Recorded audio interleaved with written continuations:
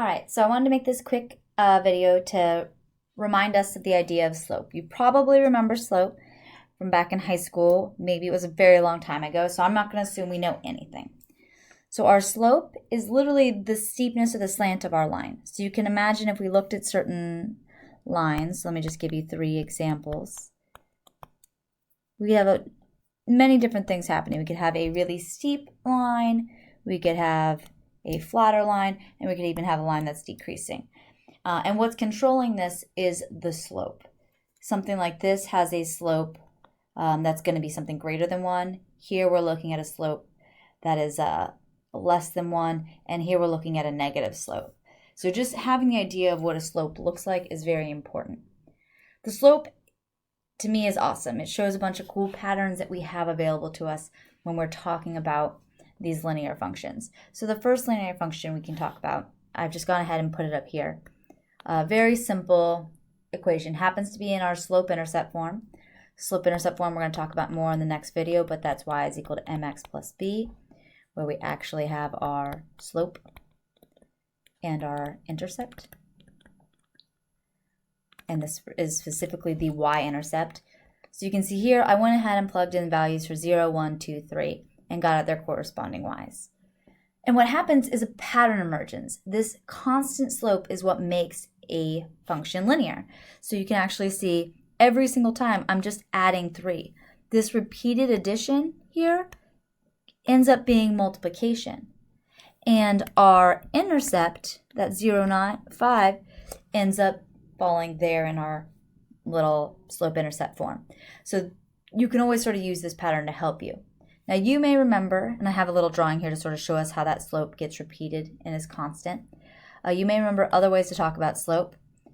M is usually how we denote it, since that's how it's written in our slope-intercept form. Our slope can be thought of as our rise over our run. It can be thought of as our change in y over the change in x. Those deltas mean change. It can also be calculated using this formula where we literally calculate the change in our y's. So you take the second y and you subtract the first y from it, and you take the second x and you subtract the first x from it to find those two. So this is how you calculate a slope. And we can even go ahead and use this formula just for an example on our function up here. So let's just go ahead and use 2 of our points, 0, 5, and 1, 8. Right, if we wanted to plug into this formula, we get to call whichever one we want the first point, whichever one we want the second point. I usually try to do this so that my first point, no, I meant this to be my second point, so that my first point is something that when I subtract, I'm going to get nice positive numbers if I can. I try to keep my numbers positive just because you guys know me. I lose negative signs all the time. So once I label, this is going to be the first point, this is going to be the second point, I could plug into some formula like this.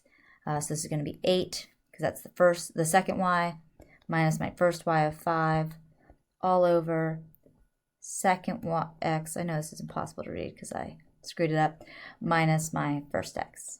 So we're going to get 3 over 1, which is just our slope that we originally had of 3, this pattern of 3's repeating and repeating. This will be true no matter what 2 points I grab. There are no 2 points where I'm going to get in trouble here. So if I wanted to redo this question and use different points instead, I could use 3, 14, one of the later points, and let's use 0, 5 again, just because I like subtracting by 0, so we're going to keep life easy. Again, this one's bigger, so I'm going to make this my second point, so that when I subtract from it, things are nice for me. And same thing should happen. y2 minus y1 all over x2 minus x1. So I get 9 over 3, which is still just 3. No matter what 2 points you choose, you're going to get the same thing out. I always recommend for students to actually graph these because I find it a lot easier to do something like you can see right here, where I graph my 2 points and I actually look at what's the change in the y. Oh, I moved 1. What's the change in the x? Oh, I moved 3. So I've always liked that version of it. It does the exact same thing without you having to memorize a formula that you might forget on the test. And so I'm not a huge fan of memorizing stuff if we don't have to. So that's a little bit about the slope. I want to just do one more example so we can kind of see what it looks like when our slope is maybe a fraction. And then I'm going to go ahead and give you a different video where I show you how to graph using your slope and your intercept. So just as an example, I'm still going to assume no knowledge of the slope-intercept form. Let's do one where we have maybe a negative 2/3 x, I don't know, minus 1. So if we wanted to look at this particular line, let's go first to our table, right? The table is always a great place to go, especially when we have our y is equal to mx plus b with the slope-intercept form, because it's set up with y on by itself, so we can plug in nice and easy to it. So the first thing I'm going to plug in is the easiest thing to work with, 0. So we're going to get negative 2/3 times 0 minus 1, which is just 0 minus 1, or negative 1. So if I'm going to go ahead, might as well graph this simultaneously.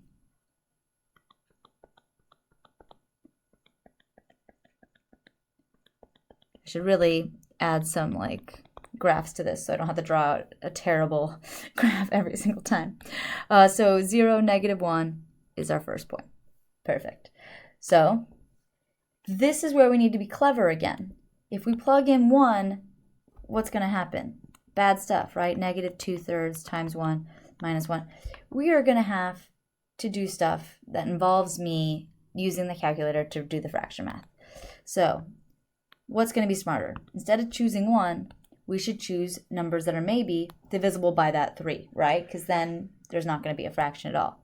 So let's just do 3 first. So now we have negative 2/3 times 3 minus 1.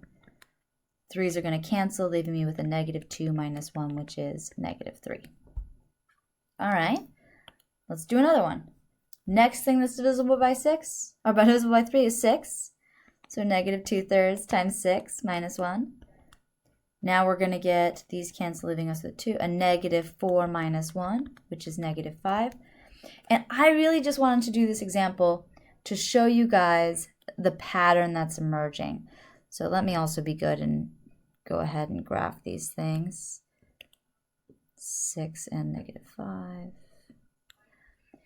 But what's happening if you look at the pattern, right? Here, we're increasing by 3 every time, right? And here, we're decreasing by 2 each time. We're subtracting 2, which is exactly our change in y over our change in x's, right? So our y's are changing by minus 2 and our x's are changing by plus 2. So if we wanted to look at our slope, which is the change in the y's over the change in the x's, we can actually see immediately that that's where that negative 2, positive 3 comes from. So I just wanted to show us how the slope is sort of related to the table. It's related to our graph as well, right? When I go ahead and finish this graph up, again, we're going to see the change in x happening here, which is our change in x. Change in y is happening here, which is our minus 2. And then our x, we are moving over here, which is a plus 3, right? And you can see that because we're actually kind of moving in those two directions. We can also think of it the other way. We could have done this as a plus 2 and then a minus 3. But it really doesn't matter where this negative goes. And we'll talk more about that in the graphing one. So hopefully that illuminates to you about slope, and we'll talk more about what we do with it in terms of graphing next.